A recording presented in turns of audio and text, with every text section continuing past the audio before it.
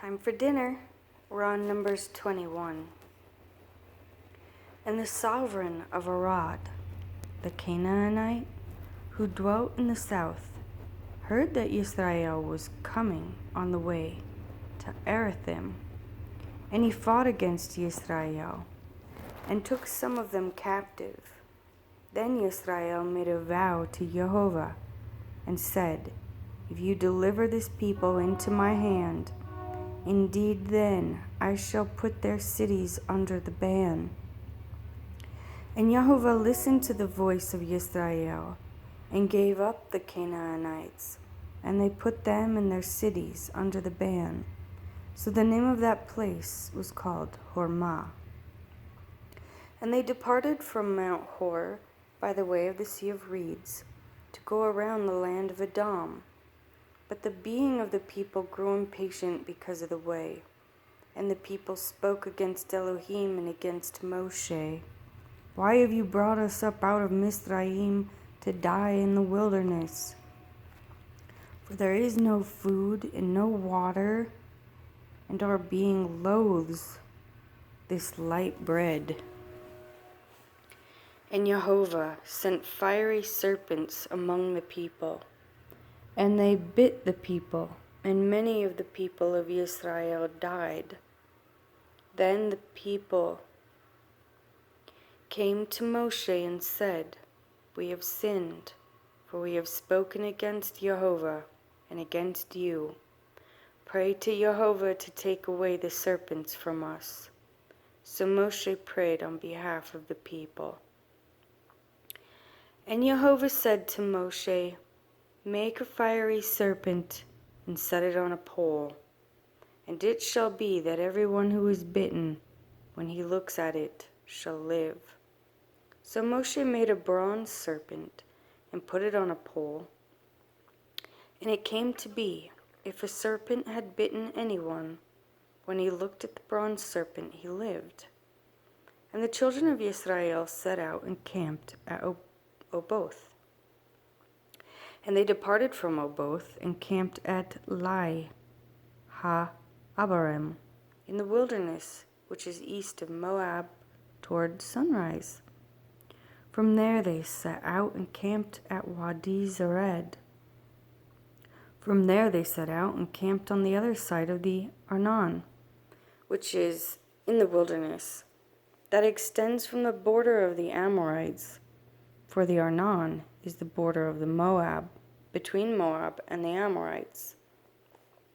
Therefore it is said in the book of the battles of Jehovah, Yaheb in Suphah, the Wadi Arnon, and the slope of the Wadi that turns aside to the dwelling of Ar, and lies in the border of Moab.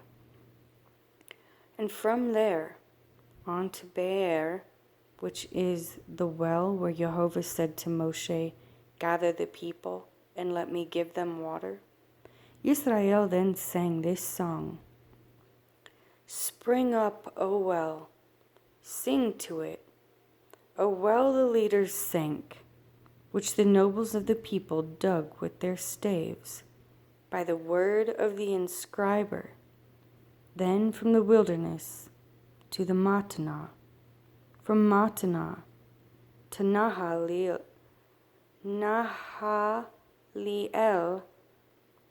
from Nahaliel to Bamoth, and from Bamoth in the valley that is the country of Moab, to the top of the Pisgah, which looks down on the wasteland. And Israel sent messengers to Sihon, sovereign of the Amorites, saying, Let me pass through your land. We shall not turn off into fields or vineyards. We shall not drink water from wells, but go by the sovereign's highway until we have passed over your border. But his son would not allow Israel to pass through his border.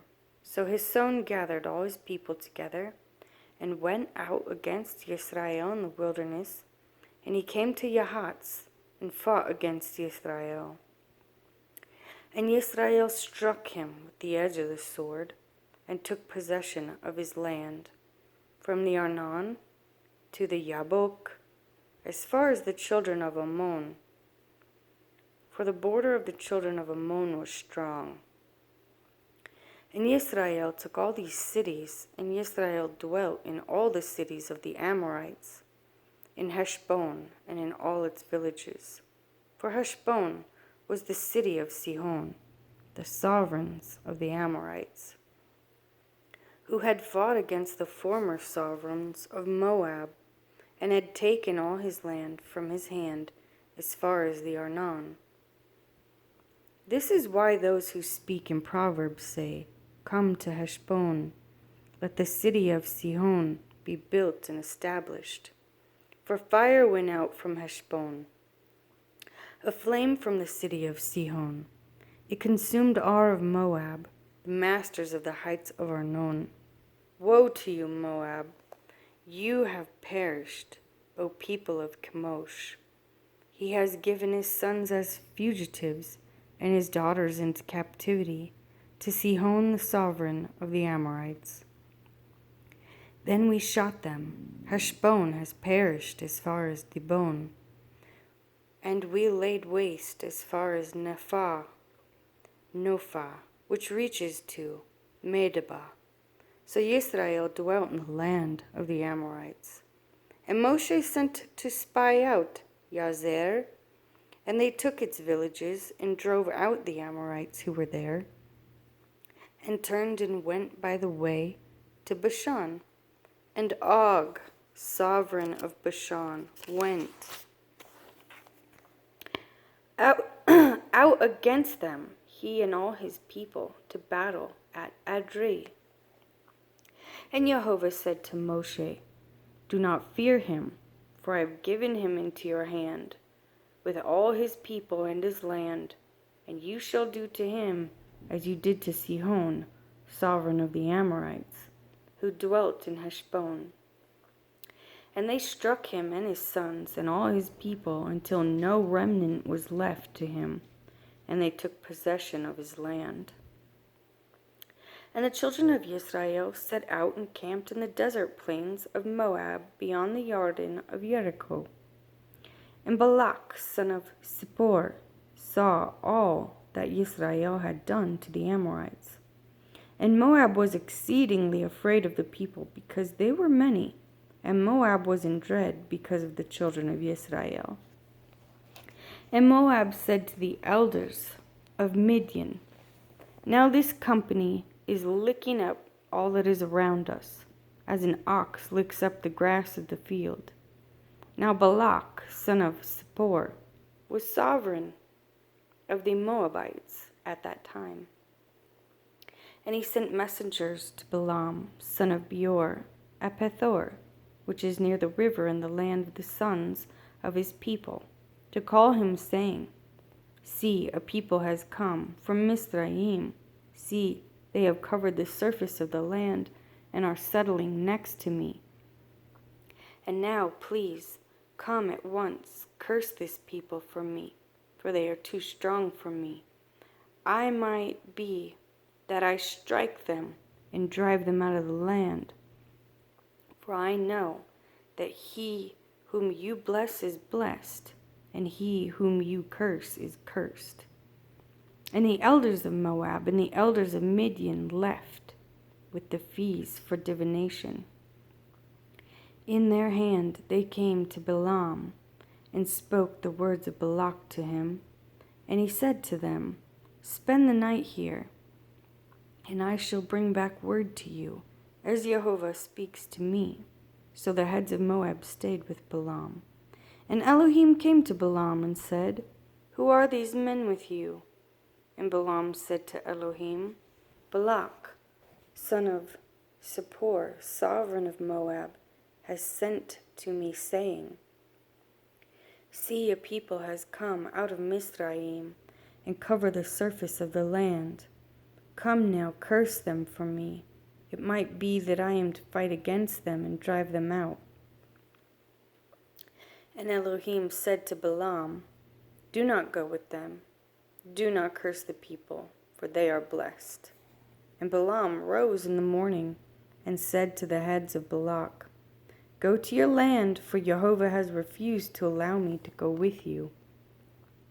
And the heads of Moab arose and went to Balak and said, "Balaam refuses to come with us." Then Balak again sent heads more numerous and more esteemed than they.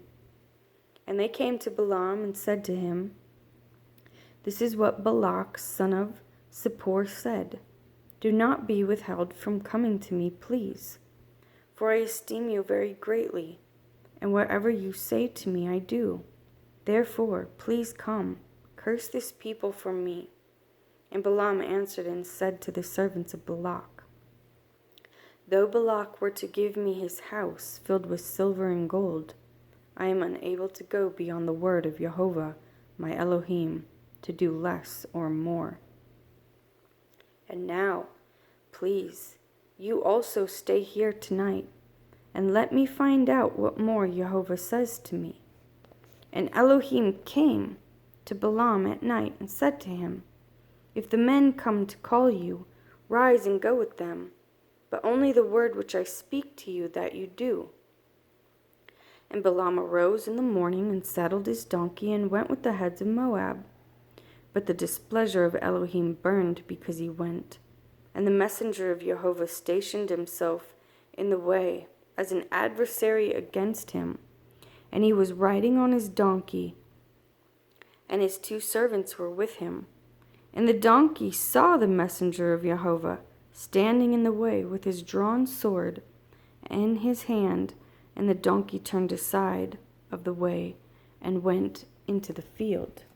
So Balaam struck the donkey to turn her back into the way.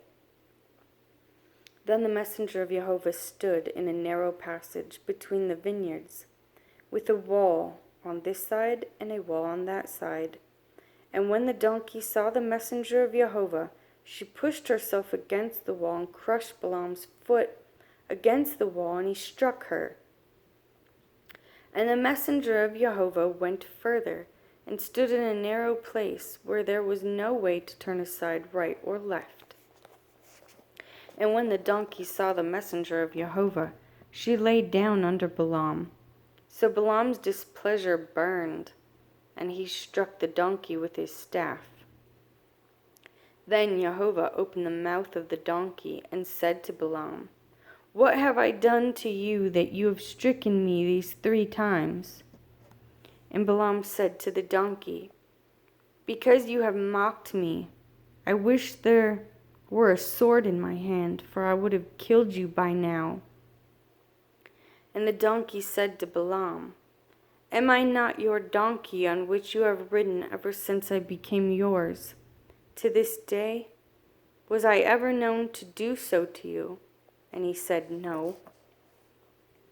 Then Jehovah opened Balaam's eyes, and he saw the messenger of Jehovah standing in the way with his drawn sword in his hand.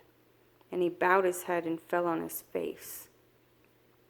And the messenger of Jehovah said to him, "Why have you struck your donkey these 3 times?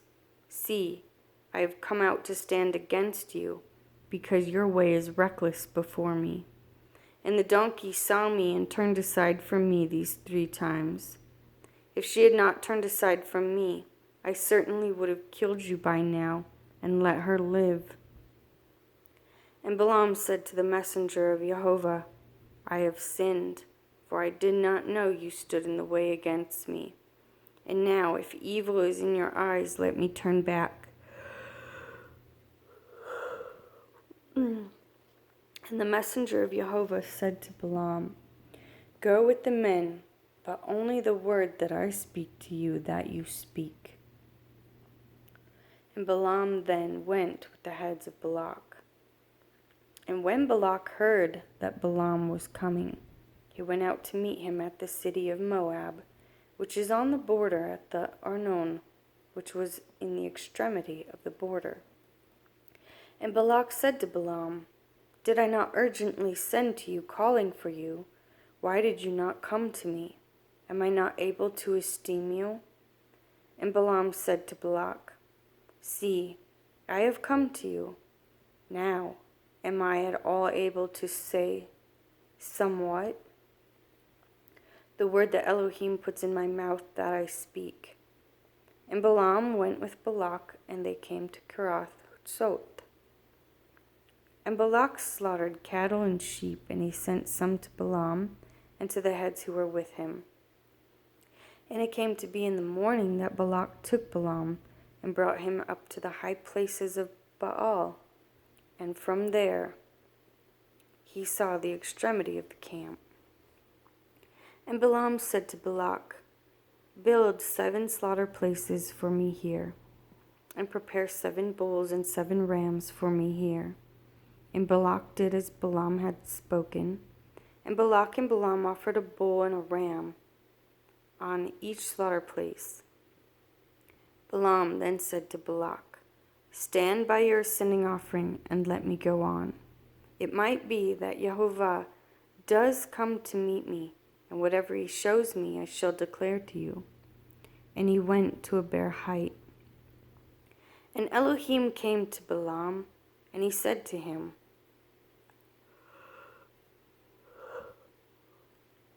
I have prepared the 7 slaughter places, and I have offered on each slaughter place a bull and a ram. And Jehovah put a word in the mouth of Balaam and said, Return to Balak, and this is what you say. And he returns to him and saw him standing by his ascending offering, and all the heads of Moab.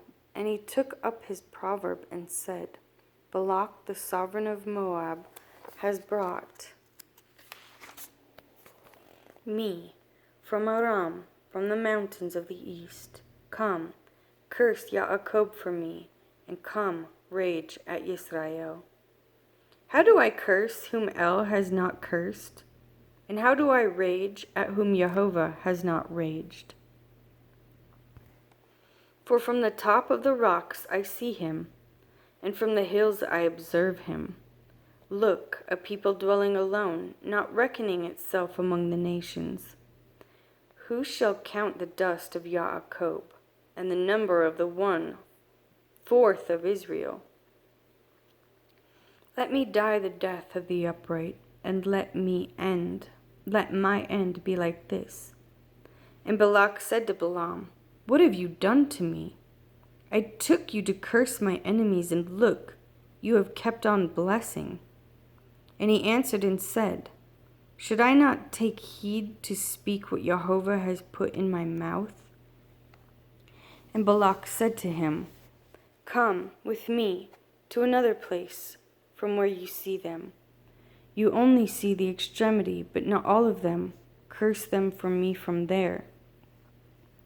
And he took him to the field of Sophim, to the top of Pisgah, and built 7 slaughter places, and offered a bull and a ram on each slaughter place. And he said to Balak, Stand here by your ascending offering while I meet over there. And Jehovah came to Balaam and put a word in his mouth, and said, Go back to Balak and say this. So he went to him and saw him standing by his ascending offering, and the heads of Moab with him. And Balak asked him, What did Jehovah say? And he took up his proverb and said, Rise up, Balak, and hear. Listen to me, son of Zippor. El is not a man to lie, nor a son of man to repent. He has said, and would he not do it? Or spoken, and would not confirm it? So I have received to bless, and he is blessed, and I do not reserve it. He has not looked upon wickedness in Yaakov, nor has he seen trouble in Yisrael. Jehovah is Elohim, is with him, and the shout of a sovereign is in him. El, who brought them out of Mizraim, is for them, like the horns of a wild ox. For there is no sorcery against Yaakov, nor is there any divination against Yisrael. Now it is said to Yaakov and to Yisrael, What has El done?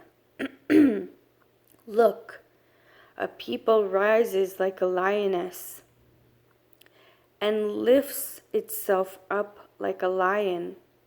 It lies down until it devours the prey and drinks the blood of the slain.